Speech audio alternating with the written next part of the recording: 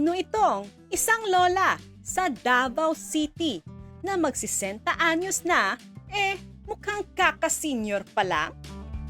Mahilig daw siyang makinig ng audio story sa YouTube at maglaro ng Candy Crush. Sino siya? Tara at kilalanin natin. Siya si Lorena Singson Novicio o mas kilala bilang Liling. Siya ay anak ni Marcelo at Lorenza. Isinilang siya noong May 7, 1954. Ika-4 lang naman sa 14 na magkakapatid. Strikto sina mama at papa noon. Disiplinado kaming lahat na magkakapatid. Si Papa Marcelo ay isang negosyante at si Mama Ensang naman ay tumutulong kay Papa.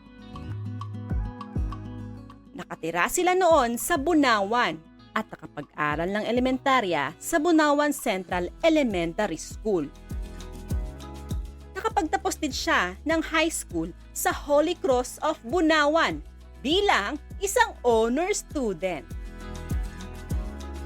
Mga lalaki lang ang gustong pag-aralin ni na mama at papa noon sa college.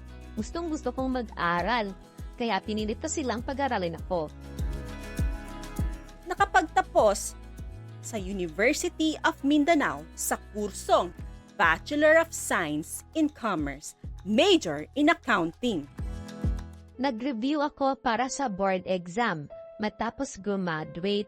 Sa Cebu pa noon ng board exam para sa Certified Public Accountant. Pero sa kasamaang palad ay hindi ako pumasa. Hindi na niya sinubukan pang mag-retake. Buti ay pinalad na makahanap agad ng trabaho. Isa siyang office clerk sa Quaco at bilang nakakatandang kapatid na nakapagtapos, pinag-aral niya rin ang iba pa niyang mga kapatid. Isang magandang dalaga si Liling at may mangilan-ngilan ding nanligaw sa kanya.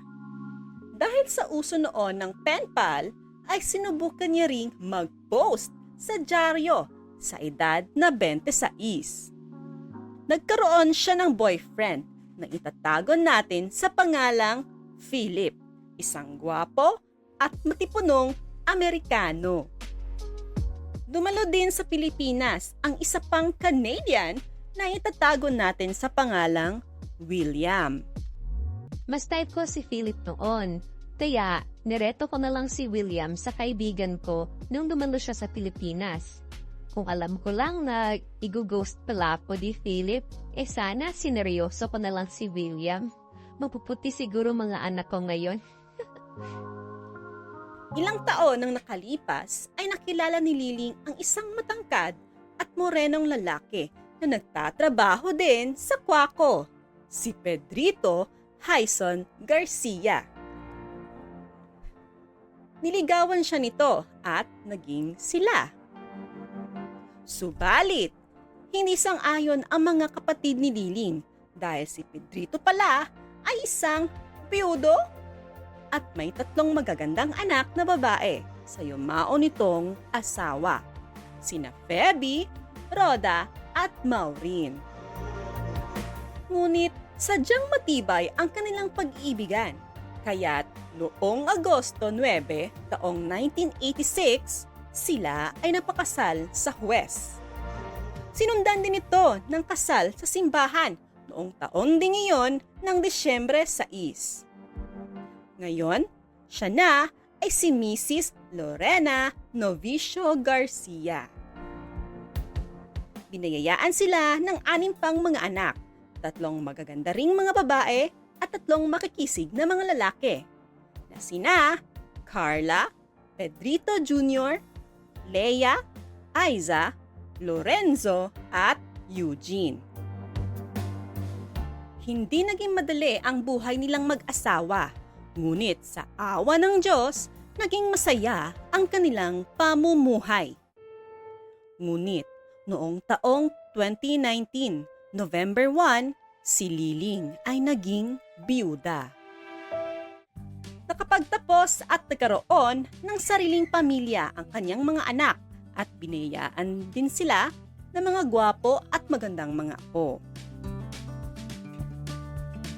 Sa kasalukuyan ay masaya at payapang nakatira si Liling sa Mintal. Nagta-travel goals sa loob at labas ng bansa. Talaga namang you only live once at well-deserved ng isang ulirang ina na gaya ni Lorena.